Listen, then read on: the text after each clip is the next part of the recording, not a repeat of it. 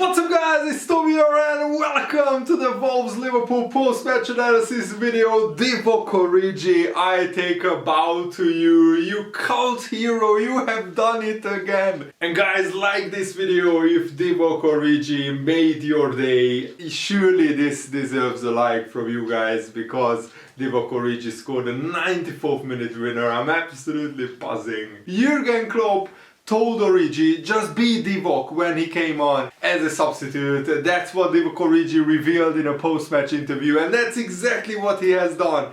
And is there any Liverpool player in the history of this famous football club with more important goals than Divock Origi? I mean, from the amount of goals that Origi scored, the parts of the goals that he scored which are crucially important, must be a higher percentage than any other player in Liverpool's history. He scored 2 goals in the Champions League semi-final against Barcelona. He scored a late goal against Tottenham in the Champions League final.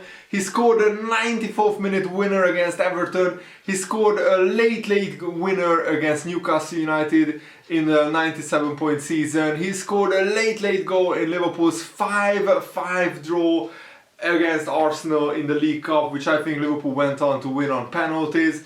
So he scored so many brilliant late goals, and when all hope was lost, when I thought honestly that Liverpool will drop points, and also this could have been the first game since the Real Madrid home tie in like March where Liverpool failed to score a goal. We are averaging 3 goals per game this season, and I mean, how did Diogo Jota miss that absolute sitter? It was pretty much an open goal after the Wolves goalkeeper Jose Sa, who by the way had a terrific game. And the whole Wolves defense, Conor Cody, the former Liverpool youth academy player, led the Wolves defense, and they were resolute. No wonder Wolves conceded so few goals this season. They have a brilliant defense and a great goalkeeper. And I mean, how did Diogo Jota not score? Jose Sa misses the ball completely. Jota runs through. He has Mane on his left. He goes alone, and that's fine. There are 2 Wolves players on the line, and Diogo Jota doesn't look up, doesn't check their positions. They are both in the middle of the goal, and Diogo Jota, maybe it got to his head that this was against his former club, and also the Wolves fans were booing Diogo Jota at every possible opportunity, and maybe they got under his skin, and maybe they rattled him a little bit mentally, because if Jota is a little bit more calm, more composed, he just slots it home into the far corner with a side foot finish. Instead he goes for power and he absolutely blasts it without control, and it hits Conor Cody on the line, and that was a brilliant block. But of course that miss sets up this legendary moment of Divock Origi scoring in the 94th minute, and it came from a Virgil van Dijk diagonal ball. By the way, who was your man of the match? It's very difficult to choose. Thiago, I thought, was brilliant today. Trent Alexander-Arnold made some good runs, but we just have to give it to Divock Origi, even though he was on the pitch for what, 20 minutes, 30 minutes maybe maximum. And Diogo Jota also had a decent game. If he scores, maybe he could have been the man of the match. Salah, I felt, and Mane had a below par game to their usual standards, but still Salah's first touch after that crossfield diagonal brilliant ball by Virgil van Dijk is a thing of beauty, and that first touch makes the goal because the Wolves defender doesn't expect it. Salah takes a long first touch, he goes through, he passes it to Divock Origi in the middle, who turns, and then all the Wolves players are just desperately lunging in, trying to block the shot. Jose Sa doesn't know where to go, and Origi slots it home into the near post. A brilliant finish, and the bedlam, the mayhem, the celebrations were just brilliant. I shouted so hard that the whole house was telling me to calm down. But I didn't care. It was an absolutely brilliant moment.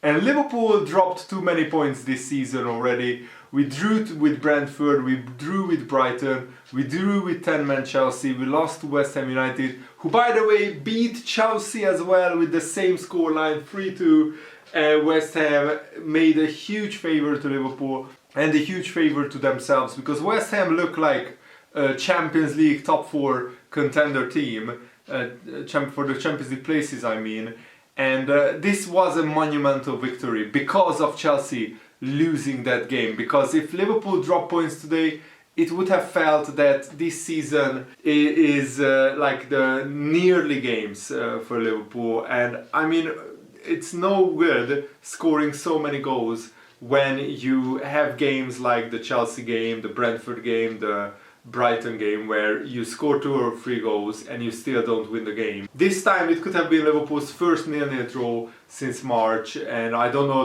when was the last time we had a 0-0 draw in the Premier League. It was probably still an even longer time ago, but this feels huge because Liverpool went top of the Premier League with this victory. Of course, Man City, who are already leading against Watford when I'm recording this video, could overtake Liverpool and go on top by just 1 point.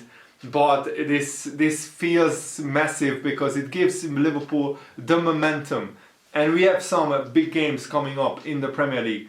And I think Chelsea now, who didn't have a convincing performance against Manchester United, against Watford, and also they didn't have a convincing performance against West Ham today, they have hit a little bit of a rocky patch. And if Liverpool could keep winning, we could really cement ourselves in this three-way title race. And thankfully Liverpool have AC Milan coming up next, and the Champions League is already done and dusted. We already won the group, so Liverpool can rotate. Maybe we lacked a little bit of freshness, a little bit of sharpness in front of goal today, because Jurgen Klopp, I'm not criticizing him, I'm just stating it as a fact that he started with the same team that played 3 days ago, and maybe we needed a little bit more fresh legs for today. And after that, the Liverpool-Aston Villa game is massive because Steven Gerrard comes to Anfield, and Aston Villa are very, very good under Steven Gerrard. They gave Man City one hell of a second half. If you watch that Aston Villa-Man City game, you know what I'm talking about. And also after that, we play Newcastle at home, we have to beat them. And then it's Tottenham-Liverpool, and Tottenham are also resurgent after Antonio Conte is their manager. So huge games coming up. And then we play Leicester in the League Cup quarter-final, then we play Leeds, Leicester, Chelsea. So these next like six Premier League games are absolutely massive. Aston Villa, Newcastle, Tottenham, Leeds, Leicester and Chelsea. Probably four of those 6 games will be very, very difficult. But even the Liverpool-Leeds game will be very, very difficult.